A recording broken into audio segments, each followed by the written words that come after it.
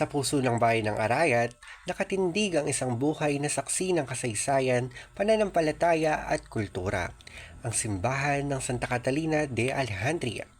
Itinatag noong ika-16 na siglo. Ito ang pangatlong pinakamatandang simbahan sa Pampanga at patuloy na nagsisilbing tahanan ng pananalig para sa mga Areteño. Sa bawat bato, retablo at pintuan nito, nakaukit ang mga kwento ng mga paring naglingkod, mga pamilyang tumulong at mga pagbabagong humubog sa simbahan sa paglipas ng panahon. Sa video na ito, ating babalikan ang mahalagang yugto ng simbahan mula sa kahoy na estruktura noong 1578 hanggang sa makabagong anyo nito ngayon. Atin ding tatalakayin ang makasaysayang buhay ni Santa Catalina kung paano niya ipinagtanggol ang kanyang pananampalataya. Halina't tuklasin ang kasaysayan ng isang banal na lugar na hindi lamang gusali, kundi simbolo ng pananampalataya at pagkakakilanlan ng bayan ng Arayat. Ang unang simbahan ng Santa Catalina de Alexandria ng Arayat ay gawa sa kahoy at ang unang naging pari ay si Father Andres Fernandez noong Disyembre 1598. Gumawa ng kasulatan noong 1850 si Father Jose Torres at pinagawa niya ang simbahan. Ito naman ay sinundan ni Father Juan Toquero noong 1877 at natapos noong 1892 sa ilalim ng pamamahala ni Father Urbano Bedoyo. Noong 1924, nagkaroon ng malaking pagbabago sa konstruksyon ng simbahan sa tulong ng mag-asawang Don Juan Tabigting at Donna Luisa Gabriel. Ang simbahan ay may 70 metrong palad at 12 metrong taas. Ang retablo sa satro ng rebulto ni Santa Catalina de Alexandria. Ang patron ng bayan sa bandang kanan ni Saint Aloysius ng Gonzaga.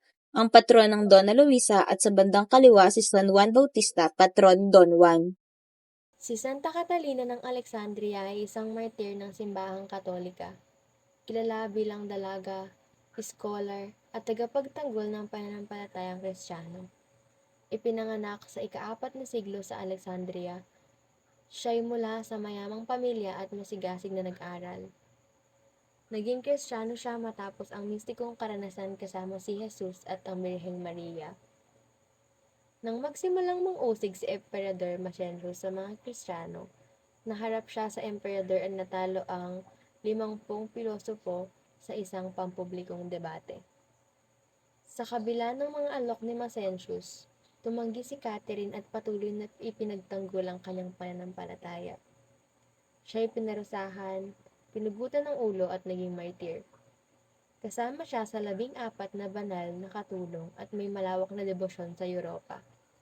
Karaniwang kinakatawan na may gulong, espada at palma ng martir. Noong 1960, ang table ng flooring ng simbahan ay pinalitang tisa at pati ang mga pintuan ay pinalitan at ginawang bakal. Noong 1968, ang loob ng simbahan ay binago sa pangunguna ni Father Love Hernandez. Noong 1980, sinira ng malakas na hipo-hipo ang kumbento at pinagawa sa madaling panahon.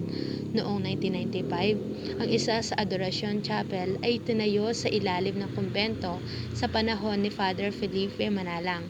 Noong 1996, ang retablo ay nagawa pati na rin ang sakristiya. Nagkaroon ng malaking pagbabago ang simbahan noong 2001 sa tulong ng mag-asawang Rene at Mila Medina. Nabago ang altar pati ang mga bintana at nalagay na rin ang bagong chandelier. Nagkaroon ng kanapi ang pintuan ng simbahan at nalagay na rin sa ibabaw ang rebulto ni Santa Catalina. Ang simbahan ng Santa Catalina de Alejandria ay higit pa sa isang makasaysayang pook. Ito ay isang buhay na alaala ng pananampalataya, sakripisyo at pagkakaisa ng sambayan ng Areteño. Sa bawat henerasyong dumaan, patuloy itong binibigyang buhay ng mga taong nananalig at nagmamahal sa kanilang pamayanan. Naway magsilbi itong paalala sa atin na ang kasaysayan ay hindi lamang binabasa, kundi isinasabuhay.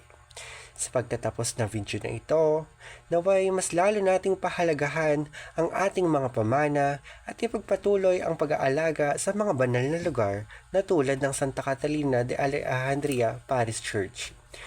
Tanda ng ating pagkakakilanlan, pananampalataya at pag-asa.